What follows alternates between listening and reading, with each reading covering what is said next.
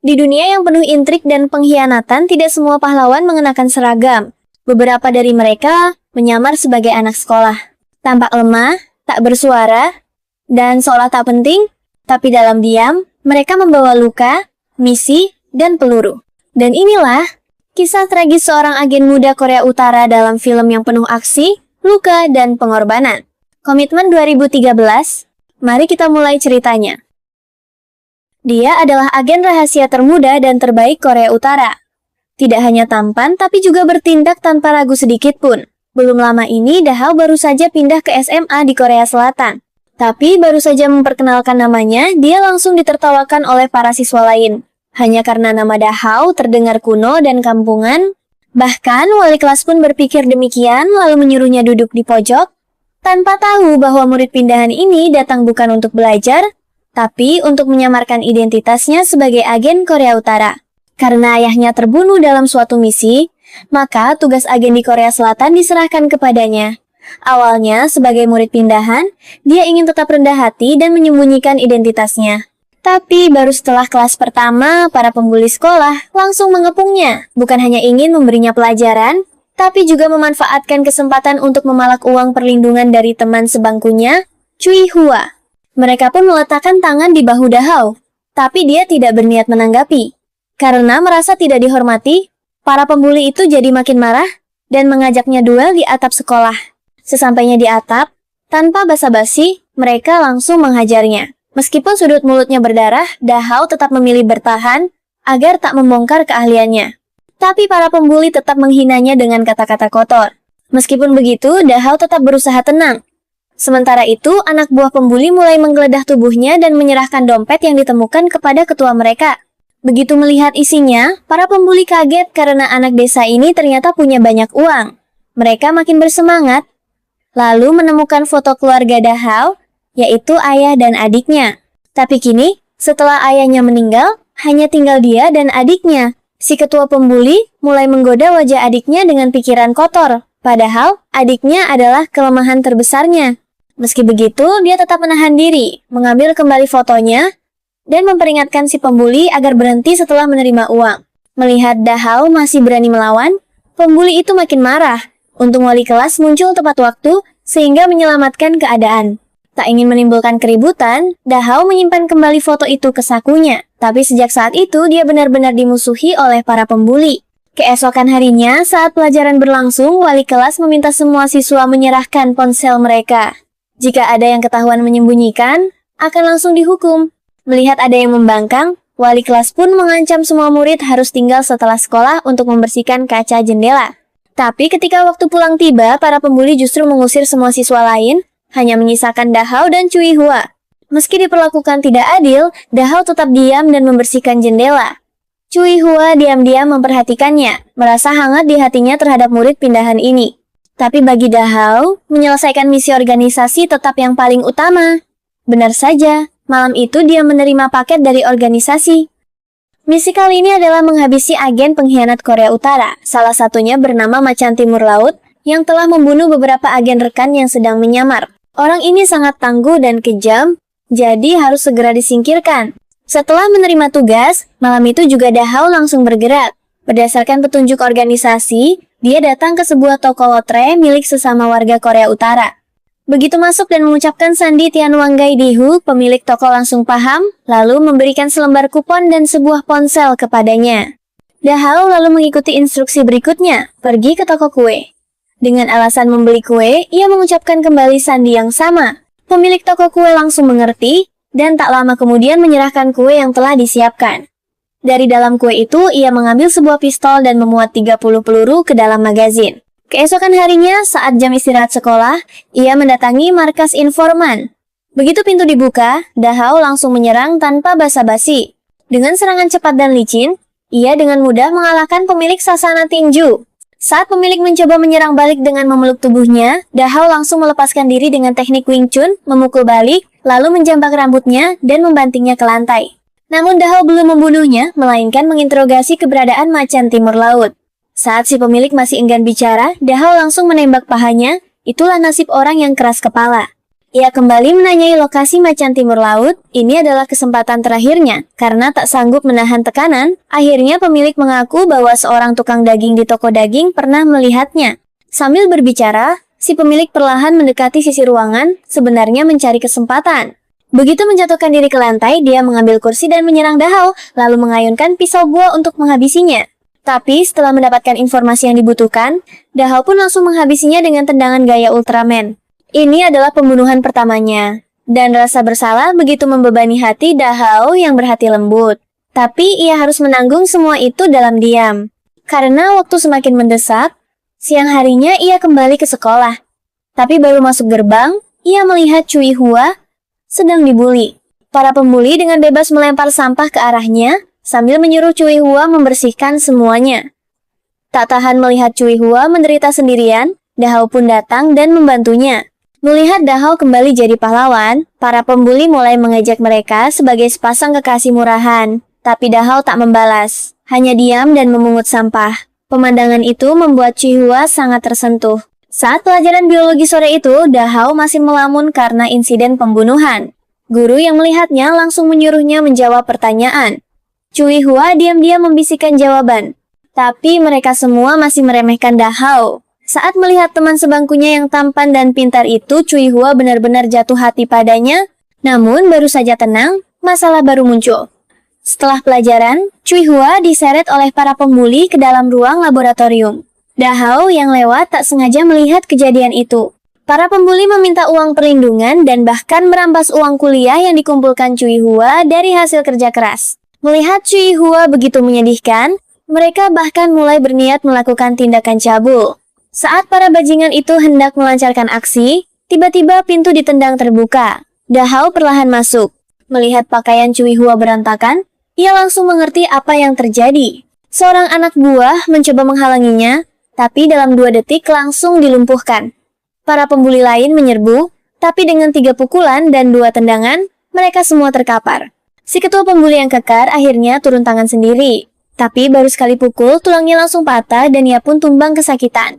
Dengan itu, Dahao berhasil menyelamatkan Cui Hua. Tapi Cui Hua justru menangis tanpa sebab. Sejak peristiwa itu, suasana di kelas menjadi jauh lebih harmonis. Tapi sejak hari itu pula, Cui Hua tak pernah datang ke sekolah lagi. Saat pelajaran siang, Dahao masih melamun memikirkan Cui Hua.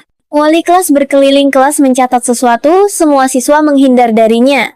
Melihat Dahao masih melamun, wali kelas langsung mendekatinya. Tanpa sadar, naluri Dahao membuatnya menangkis dan menangkap tangan wali kelas. Saat menyadari siapa yang datang, barulah dia melepaskan. Wali kelas pun bangkit dengan wajah merah dan menyuruhnya keluar untuk dihukum berdiri, lalu buru-buru pergi ke UKS memeriksa lukanya. Siswa lain yang melihat kejadian itu tertawa. Akhirnya ada yang bisa membalaskan dendam mereka. Sejak itu, Dahao menjadi pahlawan di hati mereka. Saat jam istirahat, para pembuli duduk di kantin makan. Meskipun mereka kesulitan memegang sendok karena luka-luka, mereka masih bersikap sombong. Yang lain ikut menyombongkan diri, bilang jika bertemu Dahao lagi, mereka akan memukulnya sampai ibunya pun tak mengenalinya. Tapi saat itu juga, Dahao muncul.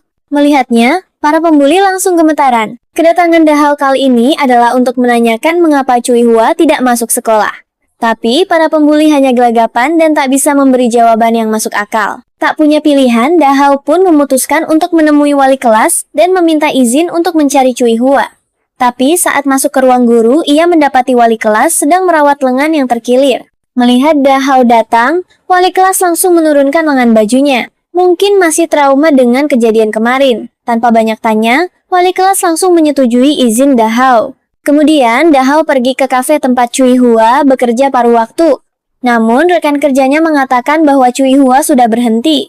Dahao pikir mungkin ia takkan pernah bertemu Cui Hua lagi, tapi di perjalanan pulang sekolah hari itu, ia melihat sosok yang familiar. Ternyata Cui Hua sedang mengurus cuti sekolah. Kini, ia bekerja paruh waktu di studio tari. Cui Hua memang berasal dari keluarga miskin, tapi sejak kecil bercita-cita jadi penari. Setiap kali melewati ruang tari di sekolah, ia selalu iri melihat gadis-gadis menari di dalamnya. Untuk bisa diterima kerja di sana, Cui Hua memohon pada Dahao agar mau menandatangani dokumen sebagai kakaknya. Meskipun Dahao sebagai agen harus selalu menyembunyikan identitasnya, akhirnya ia tetap membantunya. karena semangat Cui Hua dalam mencintai seni mengingatkannya pada adik perempuannya yang kesepian di Korea Utara. Sang adik juga sangat mencintai seni, tapi kini ia berada di bawah pengawasan 24 jam oleh Korea Utara sebagai alat untuk memaksa Dahao menjalankan misi di Korea Selatan. Jika Dahao ingin bertemu adiknya lagi, maka ia harus menyelesaikan semua tugas yang diberikan oleh organisasi. Bahkan, orang tua angkatnya di Korea Selatan sebenarnya adalah agen Korea Utara yang menyamar sebagai penghubung. Sore harinya, Dahao berjalan-jalan bersama Cui Hua di bawah payung. Melihat ada pria sebaik ini menemaninya, hati Cui Hua pun bahagia. Tapi Dahao tidak memiliki perasaan padanya. Ia hanya menganggap Cui Hua seperti adiknya sendiri. Mereka terus mengobrol hingga malam. Cui Hua ternyata juga gadis malang. Kedua orang tuanya meninggal saat ia masih kecil dan sehari-harinya hanya mengandalkan penghasilan kecil dari kerja paruh waktu. Keesokan harinya, untuk segera menyelesaikan tugas, Dahao mendatangi toko daging berdasarkan petunjuk sebelumnya. Di bawah ancaman, si tukang daging dengan cepat menyerahkan nomor plat mobil si pengkhianat macan timur laut dan memohon agar Dahao tidak membunuhnya. Tapi setelah mengatakan itu, si tukang daging tiba-tiba mengambil pengait daging dan menyerang Dahao. Dahao menahan serangan dengan sepotong daging, lalu melawan dan menghabisinya. Berbekal nomor plat, ia akhirnya menemukan mobil macan timur laut dan mulai mengawasi di lokasi. Tak lama, target pun muncul. Dahao langsung membuntutinya dengan motor, menunggu momen yang tepat untuk menyerang. Saat berhenti di lampu merah, itulah kesempatan emasnya. Tapi macan timur laut menyadari bahaya dan langsung tancap gas sebelum Dahao sempat menembak. Peluru Dahao hanya mengenai kaca dan spion belakang, namun peluru kedua berhasil menembus ban mobil. Mobil kehilangan kendali, menabrak pembatas jalan. Dahao lalu mengenakan topi dan mendekati mobil. Macan timur laut kini sudah tak bisa melawan, tapi saat Dahao hendak mengeluarkan pistol untuk mengeksekusi, dia melihat kerumunan orang yang merekam kejadian itu. Tak ingin identitasnya terbongkar, Dahao pun mengurungkan niat. Tapi macan timur laut mencatat wajahnya. Malam itu juga, macan timur laut datang ke tempat persembunyian Dahao dan menemukan orang tua angkatnya. Ia langsung menarik tirai dan bertanya tentang keberadaan barang. Rupanya, kedua belah pihak tengah berebut berlian. Berlian itu sangat berharga, cukup untuk membiayai ambisi politik manapun. Setelah mendapatkan kode berangkas tempat penyimpanan berlian, macan timur laut yang kejam langsung menembak mati ibu angkat Dahao. Ayah angkat yang sedang menikmati musik di lantai atas, belum sadar bahaya, lalu ditembak mati juga. Setelah mendapatkan berlian, anak buah macan timur laut pergi. Dia sendiri duduk menunggu Dahao pulang. Tak lama, Dahao pulang dan melihat jasad orang tua angkatnya. Ia segera paham bahwa ia harus menyelesaikan semua ini sekarang. Ia membuka kancing bajunya, lalu maju ke arah macan timur laut. Macan timur laut tanpa banyak bicara langsung melompat dan menghajarnya dengan serangan pukulan membabi buta. Tapi belum juga berlangsung 3 detik, semua itu dengan mudah diatasi oleh Dahao. Macan timur laut yang frustrasi melayangkan satu pukulan telak, tapi hanya mengenai kaca.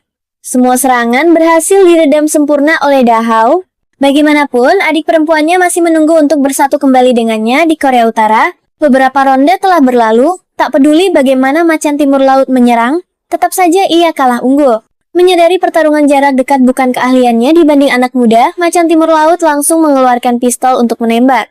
Untungnya, Dahao yang cepat tanggap berhasil mencengkeram pergelangan tangannya. Meskipun berhasil membuat senjatanya terlempar, ia pun akhirnya ditekan oleh macan timur laut ke dinding dan dihujani pukulan keras. Dalam kondisi terjepit, Dahao meraih tali di sampingnya, lalu melakukan salto ke belakang dan mencekik leher macan timur laut dengan erat.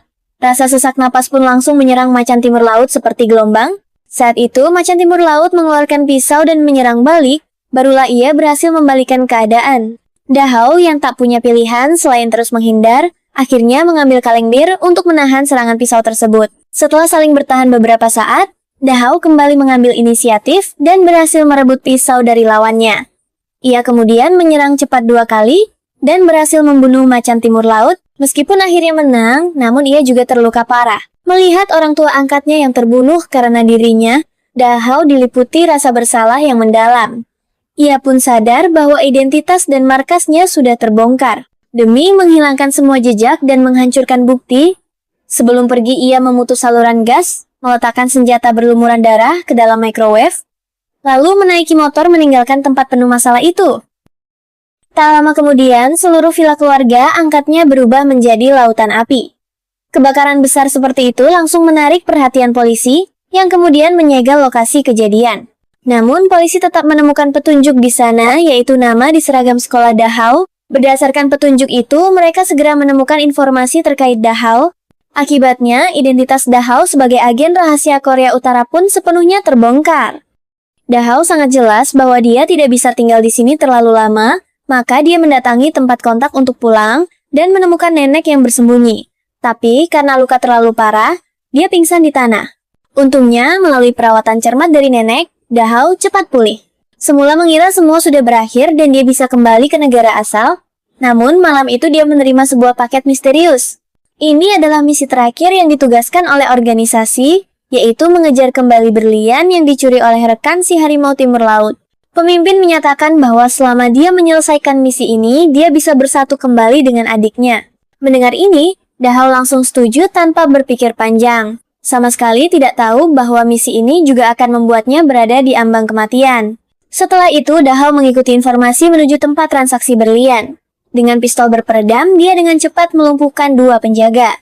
Sayangnya, dia tetap ketahuan oleh pihak lawan, sehingga transaksi berlian ini terpaksa dihentikan. Saat salah satu orang keluar untuk memeriksa, Dachau sudah menghilang tanpa jejak. Ketika semua orang kebingungan, tiba-tiba sebuah granat dilemparkan masuk. Dengan ledakan keras, 2 pemimpin lawan tewas seketika. Seorang anak buah melihat kejadian itu, langsung memeluk kotak dan melarikan diri. Dia sangat tahu bahwa Dachau pasti berada di sekitar, jadi dia masuk ke pabrik dan bersembunyi di sebuah pipa. Tapi trik kecil ini tetap dikenali oleh Dachau. Sebelum kembali ke negara asal setelah menyelesaikan misi, Dachau tidak lupa membelikan hadiah untuk adiknya, juga membelikan nenek sebuah sweater sebagai ucapan terima kasih atas perawatannya selama ini. Setelah berpamitan dengan nenek yang baik hati, dia pergi ke rumah Cui Hua untuk mengucapkan salam perpisahan sebagai teman. Setelah melakukan semua itu, Dachau pun menuju titik evakuasi. Kontak mengatakan pada Dachau, jika tidak ada kejadian, besok pagi kamu sudah bisa sarapan di Pyongyang. Dachau berpikir, akhirnya bisa bertemu lagi dengan adiknya. Namun, dia terlalu senang, terlalu cepat. Detik berikutnya, kontak itu langsung menusuknya dengan pisau. Untungnya, Dachau menahan rasa sakit yang hebat dan bertahan. Dia benar-benar tidak mengerti sebagai sesama saudara, mengapa orang itu berbuat seperti itu. Kontak itu menjawab bahwa dia terlalu naif, tidak ada satupun agen rahasia yang bisa kembali hidup-hidup ke Korea Utara. Mendengar ini, Dachau akhirnya sadar. Ternyata, agen rahasia Korea Utara sejak awal sudah ditakdirkan menjadi pion yang akan dibuang. Jika tidak dibunuh oleh musuh, maka akan dibunuh oleh negaranya sendiri. Dan penyebab sebenarnya kematian ayahnya juga karena dibunuh oleh orang dari negaranya saat pulang setelah menyelesaikan misi. Dalam keputusasaan, Dachau menggertakkan gigi dan membunuh kontak tersebut. Dia benar-benar tidak menyangka bahwa dirinya yang setia pada negara akan dibuang begitu saja. Karena tidak bisa kembali ke negaranya, dia hanya bisa menyeret tubuh yang terluka dan pergi mencari nenek untuk mendapatkan penjelasan. Tapi saat dia tiba di tempat nenek, dia melihat sekelompok polisi sudah mengepung area itu. Ternyata identitas nenek juga sudah terbongkar. Saat melihat Dachau di kerumunan, nenek langsung berteriak menyuruhnya lari. Namun nenek sendiri akhirnya tidak bisa menghindari nasib buruk. Saat itu, kepala polisi menoleh ke arah kerumunan dan melihat Dachau yang sedih, lalu langsung mengejarnya. Tapi akhirnya tetap tidak berhasil menangkap Dachau. Dachau tahu bahwa saat ini dirinya benar-benar tidak punya jalan keluar lagi. Tidak tahu harus kemana, dia akhirnya dengan luka-luka melarikan diri ke rumah Cui Hua. Melalui pertolongan tepat waktu dari Cui Hua, Dachau akhirnya selamat untuk sementara. Di saat bersamaan, Cui Hua juga mengetahui identitas asli Dachau dari berita. Tapi meskipun demikian, dia tidak memilih melapor ke polisi. Dia tahu sifat asli Dachau tidak buruk, dia menjadi agen rahasia karena terpaksa demi adiknya. Akhirnya, dia memutuskan menampung Dachau di rumah untuk memulihkan diri. Tapi keesokan harinya saat pergi ke supermarket, Cui Hua bertemu kepala polisi yang sudah menunggunya lama. Kepala polisi datang kali ini memang untuk mencari dia. Dia tahu Cui Hua pasti tahu keberadaan Dachau, tapi Cui Hua yang tidak ingin mengkhianati temannya tetap mengelak.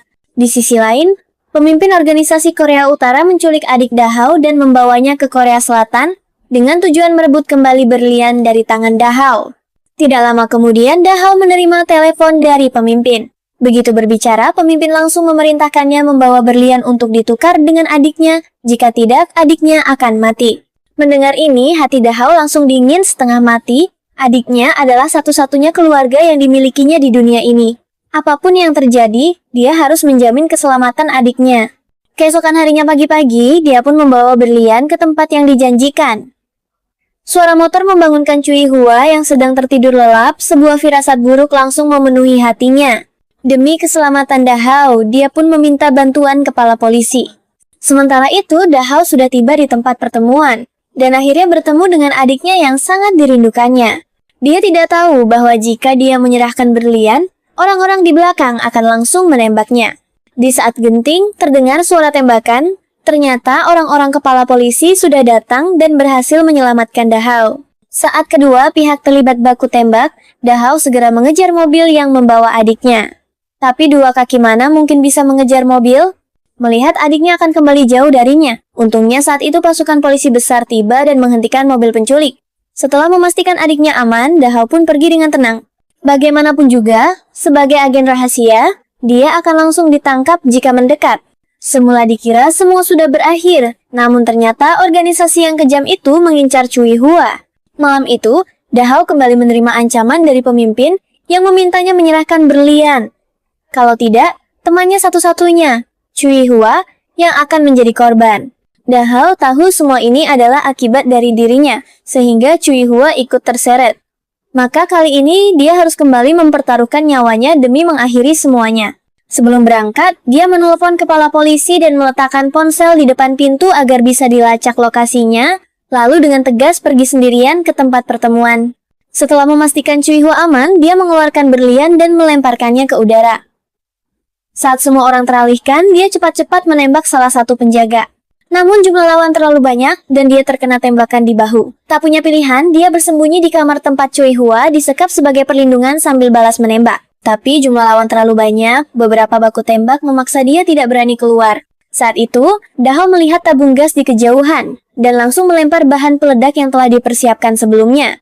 Setelah menyuruh Cui Hua menelepon polisi, dia menekan tombol dan meledakkannya. Dengan cahaya api menyala ke langit, para lawan pun roboh satu persatu. Keduanya mengira bahaya sudah teratasi. Tak disangka, saat hendak pergi, Dahao ditarik oleh salah satu pembunuh dan ditekan ke tanah. Mendengar suara sirene polisi datang, Cui Hua segera maju membantu. Saat itu juga, pemimpin Korea Utara sadar dan mulai mengancam dengan pistol. Untungnya, kepala polisi tiba tepat waktu. Tapi saat itu, Dahao malah mengarahkan pistol ke kepala polisi dan mengatakan bahwa dia sudah tak bisa kembali ke kampung halamannya. Maka sekarang, meskipun mati, dia ingin menukar nyawanya demi kebebasan adiknya. Setelah itu, dia cepat berbalik dan menembak pemimpin. Dengan beberapa suara tembakan, dua orang itu pun roboh. Cui Hua menyaksikan akhir yang paling tidak ingin dia lihat. Kepala polisi berlari memeluk Dahao dan buru-buru mengantarnya ke rumah sakit. Di perjalanan, Dahao menghembuskan napas terakhir sambil terus menyebut nama adiknya. Bahkan saat ajal menjemput, dia tetap ingin menjamin keselamatan adiknya. Di akhir film, Cui Hua yang baik hati secara sukarela mengambil tanggung jawab untuk merawat adik Dahao. Terima kasih sudah menonton sampai akhir. Sebelum video ini ditutup, ingat satu hal, ketika cinta jadi alasanmu bertahan, maka setiap luka adalah bukti bahwa kamu pernah berjuang. Jika kisah ini menyentuh hatimu, jangan lupa tinggalkan komentar, klik like, dan subscribe untuk mendukung channel ini terus berkembang. Sampai jumpa di cerita berikutnya.